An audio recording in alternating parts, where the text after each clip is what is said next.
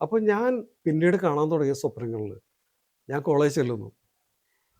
ക്ലാസ്സുകൾ എല്ലാവരും ആരംഭിച്ചു. കോളേജിൽ ആരുമില്ല. ഞാനിങ്ങനെ മരച്ചുവട്ടിൽ മൈതാനത്ത് ഇങ്ങനെ വിഷമിച്ച് നിൽക്കുന്നു. കുറ്റബോധത്തോടെ നിൽക്കുന്നു. ക്ലാസ്സിൽ കയറണോ വേണ്ടയോ എന്നിങ്ങനെ ആലോചിച്ചിങ്ങനെ വിഷമിച്ചു. ഇത് വർഷങ്ങളായിട്ട് ഞാൻ കാണാൻ തുടങ്ങി. ഇപ്പം എനിക്ക് എൻ്റെ 64ാമത്തെ വയസ്സിലും ഞാൻ ഈ സ്വപ്നം കാണാൻ തുടങ്ങി. അപ്പം ഞാൻ ഇടയ്ക്കിടയ്ക്ക് എഴുന്നേറ്റ് മനസ്സിനെങ്ങനെ ചീത്ത പറയും. എടോ അതൊക്കെ പണ്ടേ കഴിഞ്ഞു പോയി. എത്രയോ കാലങ്ങളായി. അതിനുശേഷം എനിക്ക് ജോലി കിട്ടി. ഞാൻ കല്യാണം കഴിച്ച് മക്കളുണ്ടായി. ഇതും കഴിഞ്ഞ് ഞാൻ എൻ്റെ ഈ 18ാമത്തെ വയസ്സിലെ കാര്യം ഇങ്ങനെ നീ എന്തിനും ഓർമ്മിക്കണമെന്ന് ഞാൻ മനസ്സിലിങ്ങനെ എപ്പോഴും ശാസിച്ചുകൊണ്ടിരിക്കും. പിന്നെ കുറച്ച് നാളത്തേക്ക് കാണില്ല. അത് കഴിഞ്ഞ് വീണ്ടും ഈ സ്വപ്നം വരും.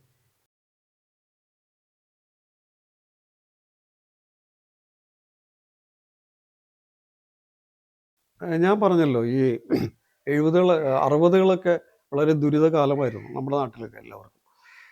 പട്ടിണിയും ദാരിദ്ര്യവും റേഷൻ കടയാണ് എല്ലാവരും ആശ്രയിച്ചിരുന്നത്. ഇതിൽ നിന്നൊരു മാറ്റം വരുന്നത് 70കളുടെ തുടക്കത്തിലാണ്. 70കളിൽ മഴ കുറഞ്ഞു. ഇടുക്കി അണക്കെട്ട് വന്നു. വെള്ളപ്പൊക്കം കുറഞ്ഞു. എന്താണെന്നറിയില്ല, മഴ കുറഞ്ഞു.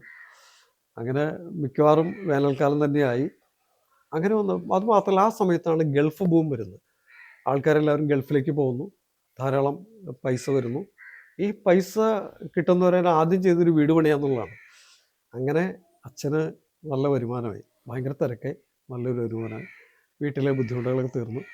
ഈ 4 മാസം നീണ്ടുനിൽക്കുന്ന വർഷക്കാലം മൺസൂൺ അവസാനിച്ചു. നാട്ടിലും കുറേശ്ശെ പുരോഗതികൾ വന്നു തുടങ്ങി. പക്ഷേ ഇതിനൊരു ദൂഷ്യവശം എന്ന് വെച്ചാൽ നമ്മുടെ കൃഷി മോശമായി. കൃഷി കുറഞ്ഞു. കാരണം കർഷക തൊഴിലാളി മുഴുവൻ ആ സമയത്ത് വീടുകളിൽ വന്നപ്പോൾ ഇഷ്ടികളങ്ങൾ ആരംഭിച്ചു പലരും. അങ്ങനെ തുടക്കത്തിൽ ഇഷ്ടികളങ്ങൾ ആരംഭിച്ചവരൊക്കെ വൻ പണക്കാരായിട്ട് മാറി. അപ്പോൾ ഈ കർഷക തൊഴിലാളികൾ മുഴുവൻ ഇഷ്ടികളങ്ങളിലേക്ക് മാറി. അവർക്ക് 50 100 കിട്ടിയിരുന്ന കൂലിക്ക് പകരം അവർക്ക് അവിടെ 300 400 കിട്ടാൻ തുടങ്ങിയപ്പോൾ അവർക്ക് അത് ലാഭമായി. അങ്ങനെ കൃഷി കുറയുകയും കർഷകരെല്ലാവരും ഈ കൃഷിഭൂമി ഇഷ്ടികളങ്ങൾക്ക് വിട്ടുകൊടുക്കുകയോ കൃഷി നിർത്തുകയോ അല്ലെങ്കിൽ അവിടെ വാഴകളോ മറ്റെന്തെങ്കിലും വിളവുകൾ നടുന്നൊരു അവസ്ഥ ഉണ്ടായിരുന്നു. ഏതായാലും ആ പണ്ടത്തെ ദാരിദ്ര്യം എന്നുള്ളത് സമൂഹത്തിൽ മാറി. അതിന് വേറൊരു കാരണം കൂടി ഉണ്ടായിരുന്നു. കാരണം ലോകമെങ്ങും ഗവേഷണങ്ങൾ നടക്കുകയായിരുന്നു. കാരണം അന്ന് ഒരു വിത്ത് വെച്ച് 6 മാസം കഴിയുമ്പോഴാണ് വർഷത്തിൽ 2 പ്രാവശ്യം കൊയ്ത്തുള്ളൂ, വിളവെടുപ്പുള്ളൂ. കൂടുതൽ ഫലപ്രദമായ വിളവ് കിട്ടാൻ നെൽവിത്തുകൾക്ക് വേണ്ടിയുള്ള പരീക്ഷ നടക്കുകയായിരുന്നു. അന്ന് നമുക്ക് അഭിമാനിക്കാവുന്ന ഒരു വ്യക്തിയാണ് ഡോക്ടർ MS സ്വാമിനാഥൻ. കാർഷിക ശാസ്ത്രജ്ഞനായിരുന്നു. ഫിലിപ്പൈൻസിൽ ഏഷ്യൻ രാജ്യങ്ങൾ ചേർന്നിട്ടൊരു നെല്ല് ഗവേഷണ കേന്ദ്രം തുടങ്ങിയിട്ടുണ്ടായിരുന്നു. അദ്ദേഹം അതിൽ പ്രവർത്തിച്ച ആളാണ്. അവിടെയാണ് ആദ്യമായിട്ട് IR8 എന്ന് പറഞ്ഞൊരു വിത്ത് കണ്ടുപിടിക്കുന്നത്. ഈ IR8ൻ്റെ പ്രത്യേകത അത് 3 മാസം കൂടുമ്പോൾ കൊയ്യാം. ഭയങ്കര വിത്താണ് അതിൽ കൂടുതൽ. അപ്പോൾ വളരെയധികം വിളവ് കിട്ടുകയും IR8 അങ്ങനെ വ്യാപിക്കുകയും ചെയ്തു. ഈ IR8 വ്യാപിച്ചതോടെ ഏഷ്യൻ രാജ്യങ്ങളിലെ പട്ടിണി മാറി എന്ന് തന്നെ പറയാം. നമുക്ക് അരി അല്ലെങ്കിൽ നെല്ലും ബാക്കിയായി. പക്ഷേ ഈ IR8ന് വേറെ കുഴപ്പമുണ്ടായിരുന്നു. അതിങ്ങനെ ഈ മലയാളിയുടെ ഒരു സ്വഭാവം വെച്ചിട്ടുണ്ടെങ്കിൽ ഇങ്ങനെ ഉരുട്ടി ഉണ്ടാകുന്നതാണ്. ഇത് ഉരുട്ടാൻ പറ്റില്ല, കുഴവഴാതിരിക്കും. അപ്പം അങ്ങനെ IR8 അപ്രത്യക്ഷമായി. പിന്നീട് ഈ ഗവേഷണങ്ങളുടെ ഫലമായിട്ട് പുതിയ നെൽവിത്തുകൾ കൂടുതൽ പ്രകൃതിയോട് കൂടുതൽ പ്രതിരോധ ശേഷിയുള്ള നെൽവിത്തുകളൊക്കെ ധാരാളം വന്നു. അങ്ങനെ 70കൾ കംപ്ലീറ്റ് മാറ്റത്തിൻ്റെ ഒരു കാലഘട്ടമായിരുന്നു. അങ്ങനെ നമ്മുടെ പട്ടിണി മാറിയെന്ന് പറയുമ്പോൾ ഇന്നിപ്പോൾ പട്ടിണി ഉണ്ടെന്ന് പറഞ്ഞിട്ടുണ്ടെങ്കിൽ നമുക്ക് ഇല്ലയെന്ന് തന്നെ പറയേണ്ടി വരും. ഒരു പ്രഭാഷകൻ്റെ ഒരു തമാശയാണ് ഞാൻ ഓർക്കുന്നത്. ഈയിടെ കേട്ടാണ് യൂട്യൂബിൽ. അദ്ദേഹം ഒരു വലിയ വിശാലമായ ഒരു ഹാളിൽ പ്രസംഗിക്കണം. അപ്പോൾ അദ്ദേഹം ചോദിച്ചു, കേരളത്തിൽ പട്ടിണി ഉണ്ടോ എന്ന് ചോദിച്ചു. അപ്പോൾ ആരും ഒന്നും മിണ്ടുന്നില്ല. കേരളത്തിൽ പട്ടിണി ഉണ്ടോ? ഇല്ല, ആരും മിണ്ടണില്ല. അപ്പോൾ ഇയാൾ പറഞ്ഞ കേരളത്തിൽ പട്ടിണിയുണ്ട്. കേരളത്തിൽ പട്ടിണി ഉണ്ടോ ഇല്ലെന്ന് അറിയാനായിട്ട് നിങ്ങൾ വിവാഹ സദ്യ നടക്കുന്ന ഹാളിലേക്ക് ഒന്ന് ചെന്ന് നോക്കിയാൽ മതി എന്ന് പറയുമ്പോൾ എല്ലാവരും ചിരിക്കും. പക്ഷെ ഞാൻ അതിൻ്റെ ഒരു വശം ആലോചിച്ചു. സത്യത്തിൽ അതല്ല. ഇന്നിപ്പോൾ നമുക്ക് എല്ലാവരും അമിതമായ ഭക്ഷണം കഴിച്ച രോഗമാണ്. അപ്പോൾ ഈ കൃത്യസമയത്ത് ഭക്ഷണം കഴിക്കാണ്ട് പറ്റില്ല പലർക്കും. ഒരു 50 വയസ്സ് കഴിഞ്ഞവർക്കൊക്കെ. അതൊരു കാരണം. രണ്ടാമത്തെ കാര്യം നമുക്ക് ഈ ആർത്തി കൂടുതലാണ്. പട്ടിണിയല്ല, ആർത്തി എന്ന് പറയുന്ന സാധനം ഉണ്ടല്ലോ. സദ്യ എന്ന് പറയുന്നത് എന്നും കിട്ടുന്ന സാധനമല്ല.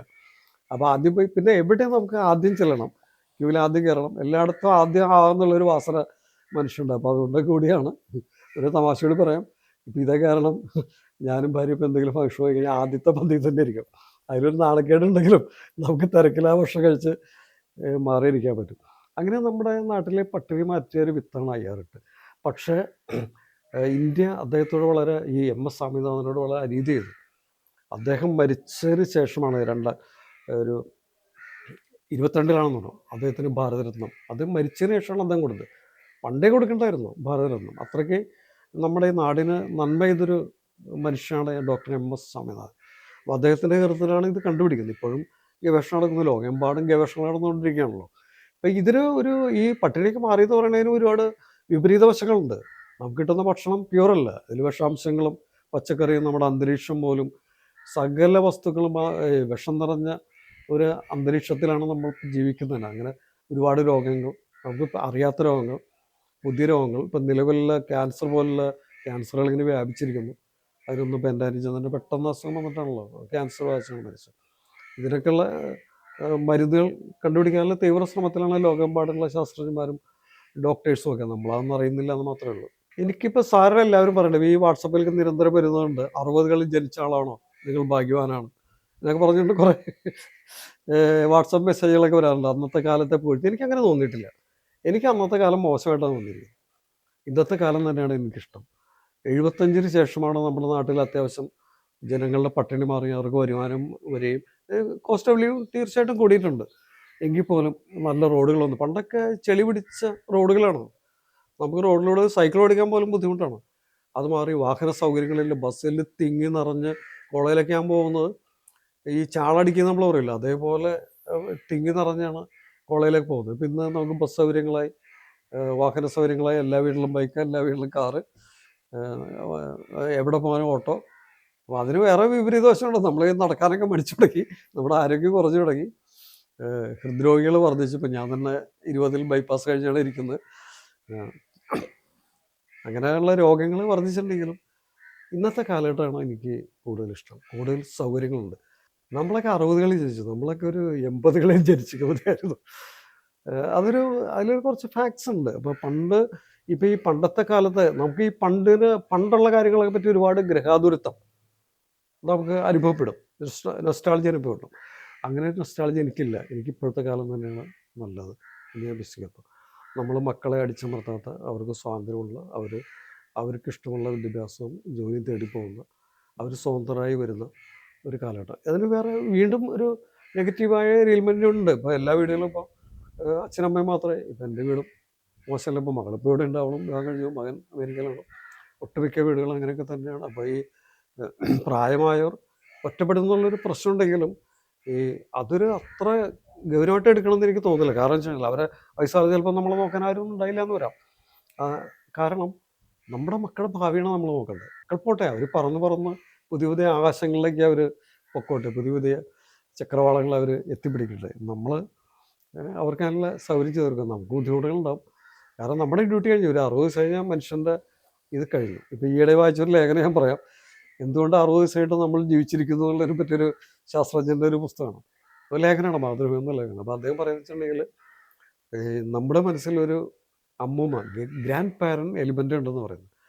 കാരണം കുട്ടികളായി കഴിഞ്ഞാൽ അവരെ വളർത്തുന്നത്, അവരോട് കൂടുതൽ സ്നേഹം കാണിക്കുന്നു, സ്വന്തം മക്കളോട് കാണിക്കാത്ത സ്നേഹം ഗ്രാൻഡ് പാരൻസാണ്. അപ്പോൾ അതുകൊണ്ടാണ് മനുഷ്യൻ കുറേ കാലം കൂടി ജീവിച്ചിരിക്കുന്നുള്ളൊരു ലേഖനം ഞാൻ വായിച്ചു. ഞാൻ ചെറുപ്പം മുതൽ വളരെയധികം ഇൻഫീരിയോറിറ്റി കോംപ്ലക്സ് അനുഭവിച്ചിരുന്ന ഒരാളാണ്. എനിക്ക് ഒന്ന് വീട്ടിലുള്ള അടിച്ചമർത്തൽ, നീ ആർക്കും വേണ്ടാത്തവനാണെന്ന് തോന്നൽ, അങ്ങനെയൊക്കെയുള്ളത് എന്നെ വളരെയധികം ഇങ്ങനെ എല്ലാവരെയും അടിച്ചമർത്തൽ ഒക്കെ എന്നെ വളരെയധികം വിഷമിച്ചിരുന്നു. അപ്പോൾ അമിതമായ ഇൻഫീരിയോറിറ്റി കോംപ്ലക്സ് ഞാൻ അനുഭവിച്ചിരുന്നു. അതിനൊരു കാര്യം കൂടി ഇപ്പോൾ എൻ്റെ ശരീരമാണ്. അപ്പോൾ എനിക്ക് പൊക്കമില്ല, വണ്ണമില്ല, സൗന്ദര്യമില്ല എന്നുള്ളൊരു തോന്നൽ എന്നെ വളരെയധികം വേട്ടയാടിയിരുന്നു. അപ്പോൾ അതുകൊണ്ട് ഞാൻ ഈ രസകരമായ വസ്തു, നാട്ടിൽ എനിക്ക് ഈ പ്രശ്നമൊന്നുമില്ല. നാട്ടിൽ എല്ലാവരുമായിട്ട് സംസാരിക്കുന്നു, നാട്ടിൽ ഞാൻ ട്യൂഷൻ എടുക്കുന്നു, നാട്ടിൽ ഞാൻ ചെറിയൊരു ലോക്കൽ ഫിഗറാണ് എന്ന് വേണമെങ്കിൽ പറയാം. ലൈബ്രറി പ്രവർത്തനമാണ്, ധാരാളം വായിക്കുന്നത്. പക്ഷേ ഈ കോളേജ് ചെല്ലുമ്പോൾ അതൊന്നുമില്ലല്ലോ. പ്രീ ഡിഗ്രി ക്ലാസ്സിലൊരു 100 പേരുള്ളൊരു വലിയ ഹാളിലായിരിക്കും. ആ ക്ലാസ്സൊന്നും മുടങ്ങിയിട്ടില്ല, കൃത്യമായി അറ്റൻഡ് ചെയ്ത്. പക്ഷേ അതിലും സെക്കൻഡ് ക്ലാസ് കിട്ടിയുള്ളൂ. അതെൻ്റെ ഈ വായനയിൽ പോയതാണ്. ഒഴിവിട്ടുമ്പോൾ ലൈബ്രറി പോയിരുന്ന് വായിക്കും. അങ്ങനെ പ്രീ ഡിഗ്രി വളരെ നിശബ്ദമായിട്ട് കടന്നുപോയി. പക്ഷെ ഞാൻ അവിടെ ആരുമായിട്ടും മിങ്കിൾ ചെയ്തിരുന്നില്ല, പ്രത്യേകിച്ച് ഗേൾസായിട്ട്. അവരോടൊക്കെ സംസാരിക്കാൻ എനിക്ക് സാധിക്കുമായിരുന്നില്ല. അതൊരു ചെറിയൊരു സാധനം എല്ലാവർക്കും ഉണ്ടാകുന്നൊരു, ഈ അടിച്ചമർപ്പെടുന്ന വീടുകളിലുള്ള കുട്ടികൾക്കുണ്ടാകുന്നൊരു ഒരു ചെറിയ സൈക്കോളജിക്കൽ പ്രോബ്ലമാണ്. ഈ ലേഡീസായിട്ട് സംസാരിക്കാൻ പറ്റുന്നില്ല, മുതിർന്നവരുമായിട്ട് സംസാരിക്കാൻ പറ്റുന്നില്ല, ഒരു സ്ഥലത്ത് നിന്ന് ആരായിട്ട് മിങ്കിൾ ചെയ്യാൻ പറ്റില്ല എന്നുള്ളത് അതെനിക്കുണ്ടായിരുന്നു. പക്ഷെ അവിടെ ചില പെൺകുട്ടികൾ എന്നോട് സംസാരിക്കാൻ പറയാറുണ്ടായിരുന്നു. അപ്പോൾ അവരെപ്പറ്റി എനിക്ക് ഓർമ്മയുണ്ട്. പക്ഷെ അവരൊന്നും നമ്മൾ കാണാറില്ല. നമ്മുടെ ഒരു ദുരന്തം ഞാനിങ്ങനെ ആലോചിച്ച് വെച്ചാൽ, നമ്മുടെ ജീവിതത്തിൽ നമ്മുടെ നാട്ടിൽ നമ്മുടെ ചെറുപ്പകാലത്തുള്ള പെൺകുട്ടികൾ അവിടെ ഇല്ല. അവർ വിവാഹം കഴിഞ്ഞ് പോവാണ്. പിന്നെ നമ്മൾ വല്ലപ്പോഴും ഒരിക്കൽ അവരെ കണ്ടാലായി, അത്രയേ ഉള്ളൂ. അസം നമ്മുടെ പുറത്തുനിന്ന് വരുന്ന സ്ത്രീകളാണ് അവിടെ ഉള്ളത്. അവരായിട്ട് നമുക്ക് വലിയ കണക്ഷൻ വരുന്നില്ല. അങ്ങനെ ഒരു ഇതുണ്ട്. ഇപ്പം ഞാൻ ഈ പ്രീ ഡിഗ്രി കാലത്ത് ഇപ്പം എന്നോട് സംസാരിച്ച കുട്ടികളെ പറ്റിയൊന്നും പേരൊക്കെ ഓർമ്മയുണ്ട്, മുഖമൊക്കെ ഓർമ്മയുണ്ട്. പക്ഷേ ഒരുപക്ഷെ ഞാൻ അവരെ കണ്ടാൽ അറിഞ്ഞതില്ല. കാരണം കോളേജിൽ പഠിക്കുമ്പോൾ എനിക്ക് അവിടെ ഒരു സുഹൃത്തുണ്ടായിരുന്നു. അവിടെ ഓൾ ഇന്ത്യനായിട്ട് നടന്ന വളരെ മിടുക്കനായ ഒരു ചെറുപ്പക്കാരൻ. അയാൾ കാറിന് വരുന്നു, ബുള്ളറ്റിന് വരുന്നു. അപ്പം അന്ന് വളരെ കുറച്ച് പേർക്ക് ബുള്ളറ്റും കാറൊക്കെ വരുന്ന വലിയ പണക്കാർ മാത്രമേ വരുള്ളൂ. അദ്ദേഹം എന്നും ജീൻസ് ധരിക്കുന്നു, ടീഷർട്ട് ഇടുന്നു, വില പിടിച്ച ചെക്ക് ഷർട്ടുകൾ ഇടുന്നു. അപ്പോൾ അതൊക്കെ ഞങ്ങൾ വലിയ അസൂയോടെ കാണുന്നത്. പക്ഷേ ഇയാൾക്ക് ഇങ്ങനെ വലിയ പണക്കാരൻ്റെ മകനാണ്. അയാൾക്ക് യാതൊരു അങ്ങനെ ഒരു പക്ഷപാതമൊന്നുമില്ല. എല്ലാവരായിട്ട് അയാൾ മിങ്കിളയും ഞങ്ങളുടെ കമ്പനിയിൽ വരും. ഇദ്ദേഹം പിന്നീട് ദൂരെ എവിടെയാണ് ജോലിക്ക് പോയത്. ഒരു 10-15 വർഷമായിരിക്കണം. ഞാൻ ആലുവയിൽ നിന്ന് വരുമ്പോൾ ബസ്സിൽ ഞാൻ പറയലിരിക്കുന്നു, മുന്നിൽ നിന്നൊരാൾ കഷണ്ടി തലയൻ, തടിച്ച കവിളുകൾ, മുഖക്കാകെ ഇങ്ങനെ ചുളിവുകൾ, കുടവയറ്. അയാളെന്നെ പലവട്ടം തിരിഞ്ഞു നോക്കി.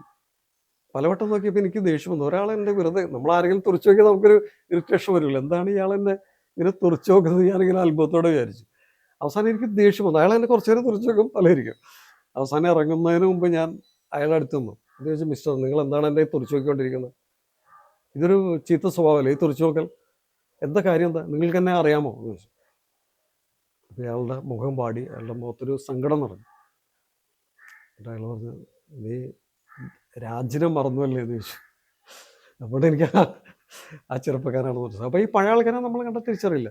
ഇനി ഞാൻ ഈ ഡിഗ്രി കാലത്ത് കഴിയുമ്പോൾ എനിക്ക് എന്ന് വെച്ചാൽ അപ്പം അന്ന് ഞാൻ അടിയന്തരാവസ്ഥ കാലം വന്നു 75-ൽ. അപ്പോൾ ഞാൻ അടിയന്തരാവസ്ഥയ്ക്ക് എതിരായിരുന്നു. ഒരു ഇടതുപക്ഷ ചായ ഉണ്ടായിരുന്നു. ഞാൻ ഇവിടെ CPM എനിക്ക് 15 വയസ്സുള്ളപ്പോൾ അംഗത്വം വന്നു. ഞാൻ ഏതാണ്ട് 80 വരെ പ്രവർത്തിച്ചുള്ളൂ. പിന്നെ ചില എനിക്ക് അതിൽ എൻ്റെ സമയം മുഴുവൻ അതിന് വേണ്ടി പോകുന്നതുകൊണ്ടപ്പോൾ ഞാൻ എൻ്റെ പഠിത്തത്തെ ബാധിക്കുന്നപ്പോൾ ഞാനത് അന്ന് പ്രവർത്തനങ്ങളിൽ നിന്ന് മാറിയൊക്കെയാണ് ചെയ്തത്. പിന്നീട് ഈ അപ്പോൾ ഇത് ഞാൻ കോളേജ് ചെല്ലുമ്പോൾ ഞാൻ അവിടെ SYLം ചേർന്നിരുന്നില്ല. പക്ഷേ ഇത് അവിടെയുള്ളവരെങ്ങനെ അറിഞ്ഞു ഈ പുള്ളിയെ SYക്കാരെന്ന്? ഇവിടുത്തെ പാർട്ടി വൃത്തങ്ങളിൽ അറിഞ്ഞു. അവരെന്നെ വന്ന് നിർബന്ധിച്ച് SYൽ ചേർന്നു. ആദ്യത്തെ കൊല്ലം DC1 റെപ്രസെൻറ്റേറ്റീവായിട്ട് മത്സരിപ്പിച്ചു. അപ്പോൾ ഞാൻ പറഞ്ഞു, ഞാൻ ജയിക്കില്ല, ഇങ്ങനെ ഉണങ്ങി വലിഞ്ഞിരിക്കണം. ഞാൻ വോട്ട് ചോദിച്ചിട്ടുണ്ടെങ്കിൽ ഒരൊറ്റ പെൺകുട്ടി വോട്ട് ചെയ്യില്ല, ആരും വോട്ട് ചെയ്യില്ല, എനിക്ക് പ്രസംഗിക്കാറില്ല. അത് മാത്രമല്ല ഭയങ്കര ഇൻഫെക്റ്റീവ് കോംപ്ലക്സ് ഉള്ളതാണ്. അപ്പോൾ ഇവർ ഞാൻ സാധനമുള്ള താമസമായെന്ന് പറഞ്ഞു. ഞാൻ തോറ്റു ഭംഗിയായിട്ട് വരും. അപ്പം ഞാൻ ഈ SYയുടെ പ്രവർത്തനങ്ങളിൽ മുഴുകി. രണ്ടാമത്തെ വർഷം ഞാൻ ജയിക്കുകയും ചെയ്തു കേട്ടോ. മൂന്നാമത്തെ വർഷം എൻ്റെ മാത്സ് എഡിറ്ററായിട്ട് അവർ മത്സരിപ്പിക്കാൻ തിരഞ്ഞെടുത്തെങ്കിലും എൻ്റെ ഒരു മറ്റൊരു കൂട്ടുകാരൻ പറയാം, നീ ഒന്ന് മാറിത്താ. അപ്പം ഞാൻ മത്സരിക്കാമെന്ന് പറഞ്ഞു. ഞാൻ വലിയ ഉപകാരം, ഞാൻ മത്സരിച്ച് മാത്സിന് എഡിറ്റർഷിപ്പ് കളയണ്ടല്ലോ എന്ന് പറഞ്ഞു. അപ്പം അന്ന് ഞാൻ ഇംഗ്ലീഷ് ലിറ്ററേച്ചർ എടുക്കാനാണ് ആഗ്രഹിച്ചത്. പക്ഷേ പ്രിൻസിപ്പാൾ എനിക്ക് തന്നില്ല. കാരണം പ്രീ ഡിഗ്രിക്ക് അത്ര വലിയ മാർക്കില്ല, സെക്കൻഡ് ക്ലാസ്സുള്ളൂ. തനിക്ക് ഹിസ്റ്ററി തരാമെന്ന് പറഞ്ഞിട്ട് ഹിസ്റ്ററി ക്ലാസ്സിൽ കിട്ടും. അപ്പം അന്ന് ആരും എടുക്കാത്ത ഉഴപ്പന്മാരുടെ ക്ലാസ്സിലേക്കാണ് ഈ ഹിസ്റ്ററി ക്ലാസ് വരുന്നത്. അപ്പം ഞാനവിടെ ചെന്ന് ഇപ്പോൾ ഒരു 10 ആൺകുട്ടികളും ഒരു 25 പെൺകുട്ടികളും. അതൊക്കെ വലിയ പണക്കാരായ പെൺകുട്ടികൾ, വളരെ സുന്ദരിമാർ, സൂപ്പർ സുരസുന്ദരിമാർ എന്ന് പറഞ്ഞൊരു ക്ലാസ്. അപ്പം എൻ്റെ ഇൻഫെക്റ്റീവ് കോംപ്ലക്സ് ഭയങ്കരമായിട്ട് തലവെക്കി. പിന്നെ ഞാൻ മത്സരിച്ചവരോട് എനിക്ക് ഭയങ്കര നാണക്കേടായി. അതായത് ഞാൻ ഇടയ്ക്ക് മാത്രം ക്ലാസ് കയറും. അതിങ്ങനെ തുടർന്നു പോയി. ഫലത്തിൽ എന്ത് പറ്റി വെച്ചിട്ടുണ്ടെങ്കിൽ ഞാൻ പലപ്പോഴും എല്ലാ മരച്ചോട്ടിലേക്ക് ചെന്നിരുന്നു, കൂട്ടുകാരോട് സംസാരിക്കുന്നു, ലൈബ്രറി പോയിരുന്നു വായിക്കുന്നു, ഇടയ്ക്ക് മാത്രം ക്ലാസ് കയറുന്നു. അപ്പോൾ അവരായിട്ടുള്ളൊരു ഈ ആൺകുട്ടികളായിട്ടൊക്കെ എനിക്ക് നല്ല അടുപ്പം പരിചയമായിരുന്നു. ഒരു മിങ്കിളിങ് പെൺകുട്ടികളായിട്ടുണ്ടായിരുന്നു, ചിലരായിട്ടുണ്ടായിരുന്നു. ചില പെൺകുട്ടികൾ എന്നെ തളർന്നു ചേർത്ത് വഴക്ക് പറയും, ഇയാൾക്ക് എന്താ ക്ലാസ് കയറിയാന്ന് ചോദിച്ചാൽ വഴക്ക് പറയും. ഇനിയാണ് രസം. ഇത് കഴിഞ്ഞ് ഞാൻ ജേർണലിസം ക്ലാസ്സിലൊന്നും മുടങ്ങിയിട്ടില്ല കേട്ടോ. അതിനുശേഷം ജേർണലിസം ഒറ്റ ക്ലാസ്സിലും മുടങ്ങിയിട്ടില്ല. നല്ല മാർക്കും ഉണ്ടായിരുന്നു. പിന്നീട് അപ്പോഴേക്കും എനിക്ക് വീട്ടിൽ അച്ഛനായിട്ട് കുറച്ച് അസ്വാരസ്യങ്ങളൊക്കെ വന്നു. അപ്പോൾ എനിക്കൊരു വരുമാനം വേണ്ടി വന്നു. അപ്പോഴാണ് ഞാൻ ഈ ജോലി കിട്ടിയപ്പോൾ അതിലേക്ക് മാറുന്നത്. പക്ഷേ ഞാൻ പിന്നീട് രസകരമായ കാര്യം, ഞാൻ ഈ ക്ലാസ്സിൽ കയറില്ല എന്നുള്ളത് എനിക്ക് വലിയൊരു കുറ്റബോധത്തിന് കാരണമായി. കാര്യം ഞാൻ 3 വർഷം ഡിഗ്രി കഴിയുമ്പോൾ പരീക്ഷ എഴുതിയെടുത്തു. ജസ്റ്റ് ഒരാഴ്ച മുമ്പ് ഗൈഡ് വായിച്ചാണ് എഴുതിയത്. 3rd ക്ലാസ്സുള്ളൂ, 40% mark. അപ്പോൾ നമ്മുടെ ഒരു പ്രൊഫസറുണ്ട് ഇടട്ട്, അദ്ദേഹം വഴക്ക് പറയുന്നുണ്ട്, ഒരാഴ്ച മുമ്പ് ഗൈഡ് വായിച്ചപ്പോൾ തനിക്ക് പാസ്സാകാൻ പറ്റുമെങ്കിൽ താൻ ഒരു മാസം ഒന്ന് പഠിച്ചിരുന്നെങ്കിൽ നല്ല മാർക്ക് കിട്ടിയില്ലെന്ന് പറഞ്ഞാൽ അത് വളരെ രൂക്ഷമായിട്ട് എന്നെ വിമർശിക്കുന്നുണ്ട്. ഇങ്ങനെ നടക്കണം, ഇങ്ങനെ ലൈബ്രറി പാർട്ടി എന്നൊക്കെ പറഞ്ഞിട്ട് നടക്കാമെന്ന് പറഞ്ഞ് കുറേ വഴക്ക് പറയുന്നുണ്ട്. അത് സ്നേഹപൂർവ്വം പറഞ്ഞാണത്. പക്ഷേ ഈ കോളേജിൽ ക്ലാസ്സിൽ കയറാത്ത, എനിക്ക് ജോലി കിട്ടുകയും ചെയ്തു, ക്ലാസ്സിൽ കയറാത്ത പിന്നീട് എനിക്ക് വലിയ കുറ്റമുണ്ടായി. കാരണം നമ്മൾ പഠിക്കാൻ വിട്ട് കഴിഞ്ഞാൽ പഠിക്കണം, അത് നമ്മുടെ ഡ്യൂട്ടിയാണ്. ഒരു വിദ്യാർത്ഥിയുടെ പ്രൈമറി ഡ്യൂട്ടി പഠിക്കുക എന്നുള്ളതാണ്. ബാക്കി മറ്റു ആക്ടിവിറ്റീസൊക്കെ മറ്റു കാര്യങ്ങൾ. ഇത് എന്തോ നമ്മുടെ മനസ്സിന് 3 തലങ്ങളിലല്ലോ, ബോധമനസ്സ്, ബോധമനസ്സ്, അബോധമനസ്സ്. അപ്പം നമ്മുടെ ഈ കുറ്റബോധങ്ങൾ ഇതെല്ലാം നമ്മൾ തള്ളിവിടുന്ന നമ്മുടെ അബോധ മനസ്സാണ് എൻ്റെ ഓർമ്മ. ഫ്രോയിഡിൻ്റെ തിയറിയാണത്. തെറ്റുണ്ടെങ്കിൽ എനിക്കറിഞ്ഞൂടാ, പറയുന്നത് തിരുത്താം. അപ്പം നമ്മുടെ ഈ കുറ്റബോധങ്ങൾ, നമ്മൾ ചെയ്ത തെറ്റുകൾ, നമ്മുടെ വിഷമങ്ങൾ, ദുഃഖങ്ങളെല്ലാം നമ്മൾ അടിച്ചമർത്തുന്നത് ഈ അബോധ മനസ്സിലേക്കാണ്. ഇത് നമ്മുടെ ബോധമനസ്സ് പകലുണർന്നിരിക്കുമ്പോൾ ഒരു കുഴപ്പമില്ല. രാത്രി നമ്മൾ ഉറങ്ങുമ്പോഴാണ് ഇവൻ പതുക്കെ തലപൊക്കി വരുന്നത്. ഈ പാമ്പ് മളത്തുന്ന പോലെ ഈ അബോധ മനസ്സ് നമ്മളെ ഉണർത്തിയിട്ട് നമ്മൾ സ്വപ്നങ്ങൾ കാണിക്കണം. നമ്മൾ സ്വപ്നങ്ങൾ അതാണ്. അല്ലെങ്കിൽ നമ്മൾ ഉറങ്ങുമ്പോൾ നമ്മൾ സ്വപ്നങ്ങൾ കാണില്ലല്ലോ. ഈ സ്വപ്നങ്ങളിലൂടെ ഇയാൾ കുറേ നമ്മളെ പല കാര്യങ്ങളും ഇങ്ങനെ ഓർമ്മിച്ചുകൊണ്ടിരിക്കും, കളിയാക്കും, കുറ്റപ്പെടുത്തും. നമുക്കൊരുപാട് റെമഡീസ് പറഞ്ഞു തരും. പക്ഷേ തലതിരിഞ്ഞ രീതിയിലാണ് എൻ്റെ റെമഡീസ്. ഫ്രോയിഡിൻ്റെ ഒരു പുസ്തകം തന്നെ ഉണ്ട്, ഇൻ്റർപ്രിറ്റേഷൻ ഓഫ് ഡ്രീംസ്, സ്വപ്നങ്ങളുടെ വ്യാഖ്യാനം എന്ന് പറഞ്ഞൊരു പുസ്തകം തന്നെ ഉണ്ട്. അതിൽ അദ്ദേഹം രസകരമായ കുറേ കഥകൾ പറയുന്നുണ്ട്, അത് ഞാൻ പറയുന്നില്ല. അപ്പോൾ ഞാൻ പിന്നീട് കാണാൻ തുടങ്ങിയ സ്വപ്നങ്ങളിൽ, ഞാൻ കോളേജ് ചെല്ലുന്നു, ക്ലാസ്സുകൾ എല്ലാവരും ആരംഭിച്ചു, കോളേജിൽ ആരുമില്ല. ഞാനിങ്ങനെ മരച്ചോട്ടിൽ മൈതാനത്ത് ഇങ്ങനെ വിഷമിച്ച് നിൽക്കുന്നു, കുറ്റബോധത്തോടെ നിൽക്കുന്നു. ക്ലാസ്സിൽ കയറണോ വേണ്ടയോ എന്നിങ്ങനെ ആലോചിച്ചിങ്ങനെ വിഷമിച്ചു. ഇത് വർഷങ്ങളായിട്ട് ഞാൻ കാണാൻ തുടങ്ങി. ഇപ്പം എനിക്ക് ഈ എൻ്റെ 64ാമത്തെ വയസ്സിലും ഞാൻ ഈ സ്വപ്നം കാണാൻ തുടങ്ങി. അപ്പം ഞാൻ ഇടയ്ക്കിടയ്ക്ക് എഴുന്നേറ്റ് മനസ്സിനെങ്ങനെ ചീത്ത പറയും, അതൊക്കെ പണ്ടേ കഴിഞ്ഞു പോയി, എത്രയോ കാലങ്ങളായി. അതിനുശേഷം എനിക്ക് ജോലി കിട്ടി, ഞാൻ കല്യാണം കഴിച്ച് മക്കളുണ്ടായി. ഇതും കഴിഞ്ഞ് ഞാൻ ഈ എൻ്റെ ഈ 18ാമത്തെ വയസ്സിലെ കാര്യം ഇങ്ങനെ നീന്തിനെ ഓർമ്മിക്കണമെന്ന് ഞാൻ മനസ്സിലിങ്ങനെ എപ്പോഴും ശാസ്ത്രണ്ടിരിക്കും. പിന്നെ കുറച്ച് നാളത്തേക്ക് കാണില്ല, അത് കഴിഞ്ഞാൽ വീണ്ടും ഈ സ്വപ്നം വരും. അപ്പം ഞാൻ ഇങ്ങനെ ആഗ്രഹിച്ചിരുന്നു എനിക്ക് ഈ പഴയ ആൾക്കാരൊക്കെ ഒന്ന് കാണാൻ. അതിലൊരാളെ മാത്രമേ ഞാൻ കാണാറുള്ളൂ, കാരണം എൻ്റെ കൂടെ പഠിച്ച ഒരാൾ വക്കീലാണ്. അപ്പോൾ അദ്ദേഹത്തെ കോടതിയിൽ വെച്ച് കാണാറുണ്ട്, ബാക്കി ഒരാളെ കാണാനില്ല. അപ്പോൾ അദ്ദേഹത്തോട് വയ്ക്കുമ്പോൾ ബാക്കി ആരെ പറ്റിയൊരു പിടിയില്ല. അപ്പോൾ ഞാൻ ആഗ്രഹിച്ചു, ഇപ്പോൾ റീയൂണിയനിൻ്റെ കാലമാണല്ലോ, ഒരു റീയൂണിയൻ ആരെങ്കിലും സംഘടിപ്പിച്ചിരുന്നെങ്കിൽ എനിക്ക് ആ പഴയ ആൾക്കാരെ കാണാമായിരുന്നു, എൻ്റെ ഈ ദുഃഖം തുറന്നു പറയാമായിരുന്നു എന്നൊക്കെ ഞാൻ വിചാരിച്ചിരുന്നു. അങ്ങനെ എനിക്ക് കഴിഞ്ഞ വർഷം ഈ അഡ്വക്കേറ്റ് എന്നെ വിളിച്ചു, എടോ നമ്മുടെ ഈ റീയൂണിയൻ നടക്കാൻ പോകണം, 1-2 പേര് മുൻകൈയെടുത്തിടം നടത്തുകയാണ്, അപ്പോൾ താൻ വരണം എന്ന് പറഞ്ഞ് ഞാൻ ചെന്നു. ഞാൻ ചെന്നപ്പോൾ ആർക്കും സത്യം പറഞ്ഞാൽ വളരെ അടുപ്പുണ്ടായ വ്യക്തികൾക്ക് പോലും പരസ്പരം തിരിച്ചറിയാൻ പറ്റുന്നില്ല. 20 വയസ്സിൽ പിരിഞ്ഞ ആൾക്കാർ പിന്നീട് കാണുന്നത് 64 വയസ്സായപ്പോഴാണ്. എല്ലാവരും മാറിപ്പോയി. വളരെ അടുപ്പുണ്ടായ പെൺകുട്ടികൾ പോലും ആരാന്നൊക്കെ ചോദിച്ചാണ് പരിചയപ്പെടുന്നത്. പക്ഷേ എൻ്റെ കോംപ്ലക്സ് അപ്രത്യക്ഷമായി ഞാൻ ഈ കാര്യം കോളേജിൽ അവിടെ അവരോട് പറഞ്ഞു. അങ്ങനെ രസകരമായിട്ട് ഉള്ളൊരു പിൻവാങ്ങി. അപ്പോൾ അതിനുശേഷം ഞാൻ ഈ സ്വപ്നം ഞാനിങ്ങനെ പറഞ്ഞു, ഇനി ഞാൻ ഈ സ്വപ്നം കാണില്ല എന്ന് വിചാരിക്കുന്നു എന്ന് പറഞ്ഞ പോലെ എൻ്റെ ഈ സ്വപ്നം ഇത് മാറിപ്പോയി. പക്ഷേ എനിക്ക് ഹയർ സ്റ്റഡീസൊക്കെ തുടർന്ന് വലിയ ആഗ്രഹം ഉണ്ടായിരുന്നു. പക്ഷെ അന്നത്തെ സാഹചര്യങ്ങളോടങ്ങ് സാധിച്ചില്ല. അപ്പോൾ ഇപ്പോഴാണ്, അപ്പോൾ പലപ്പോഴും ഞാൻ വിളിച്ചിട്ടുണ്ട് ഡിസ്റ്റൻ്റ് എഡ്യൂക്കേഷൻ, യൂണിവേഴ്സിറ്റികളിൽ ഡിസ്റ്റൻ്റ് എഡ്യൂക്കേഷൻ ഒരുപാട് പേര് എടുക്കണ്ടല്ലോ. അങ്ങനെ ഒരു ഡിഗ്രി ഒരു MA ചെയ്യണമെന്ന് ഞാൻ വിചാരിച്ചിരുന്നു. അതിങ്ങനെ നീണ്ടു പോയി എൻ്റെ മടി. പിന്നെ റിട്ടയറിന് ശേഷം എനിക്ക് 3 ഓപ്പറേഷൻ വന്നു. അപ്പോൾ അതിൻ്റെ ശാരീരിക പ്രശ്നങ്ങൾ അങ്ങനെ നീണ്ടുപോയി കഴിയുമ്പോൾ ശ്രീനാരായണ ഗുരു ഓപ്പൺ യൂണിവേഴ്സിറ്റി 1920 തുടങ്ങി, 2020 തുടങ്ങി. അപ്പോൾ ഞാൻ കേട്ടിരുന്ന എല്ലാ യൂണിവേഴ്സിറ്റിയുടെയും, കേരളത്തിലെ എല്ലാ യൂണിവേഴ്സിറ്റിയുടെയും ഒറ്റ ഇതിലേക്ക് പ്ലാറ്റ്ഫോമിലേക്ക് കൊണ്ടുവന്നിരിക്കുകയാണ്. അപ്പോൾ ഞാൻ വിചാരിച്ചു തുടങ്ങിയാലുള്ളൂ, നമുക്ക് ചേരാമെന്നൊക്കെ മനസ്സിൽ ഞാൻ വിചാരിച്ചിരുന്നു. ഇപ്പോൾ ഇവിടെ അടുത്തൊരു പെൺകുട്ടി ചേർന്നു. ഞാൻ അവരോട് ചോദിച്ചു എങ്ങനെയാണെന്ന് വെച്ചാൽ കുഴപ്പമില്ല എന്ന് പറഞ്ഞു. അപ്പോൾ ഞാൻ കഴിഞ്ഞ ജൂണിൽ അവരുടെ MA മലയാളത്തിന് ചേർന്നു. MA മലയാളത്തിൽ ഇംഗ്ലീഷാണ് താല്പര്യം, മലയാളം ചേരാന്ന് വെച്ചിട്ടുണ്ടെങ്കിൽ പ്രായമായി, പണ്ടത്തെ പോലെ അധികം വായിക്കാൻ പറ്റുന്നില്ല, ശാരീരിക ക്ഷീണം, പണ്ടത്തെ പോലെ ഓർമ്മ കിട്ടുന്നില്ല. അപ്പോൾ ആദ്യം മലയാളം ചെയ്യാം, അത് വളരെ സിമ്പിളാണല്ലോ എന്ന് വിചാരിച്ചിട്ടാണ് ചേർന്നത്. പക്ഷേ ചേർന്ന് കഴിയുമ്പോഴാണ് മുട്ടം പണിയാണെന്ന് മനസ്സിലായത്. കാരണം സെമസ്റ്റർ ഉണ്ട്, ഓരോ സെമസ്റ്ററിലും 10 അസൈൻമെൻ്റ് ഉണ്ട്, അത് എഴുതി കൊടുക്കണം. അത് ഇതുവരെ കൊടുത്തിട്ടില്ല, സബ്മിറ്റ് ചെയ്താലേ റിസൾട്ട് വരുള്ളൂ. ഇപ്പോൾ ഈ മാസം പരീക്ഷയാണ്, പരീക്ഷയുടെ ഇടയ്ക്കാണ് ഇപ്പോൾ നമ്മൾ സംസാരിച്ചുകൊണ്ടിരിക്കുന്നത്. അപ്പോൾ ഞാൻ മലയാളം ഇങ്ങനെ വായിച്ചുകൊണ്ടിരിക്കുകയാണ്. എനിക്കത്ര സാറ്റിസ്ഫാക്ടറി ആയിട്ട് പരീക്ഷ എഴുതാൻ പറ്റുമെന്ന് എനിക്ക് അറിഞ്ഞുകൂടാ. അപ്പോൾ ഞാനിപ്പോൾ ഒരു വിദ്യാർത്ഥിയാണ് ശരിക്കും പറഞ്ഞത്.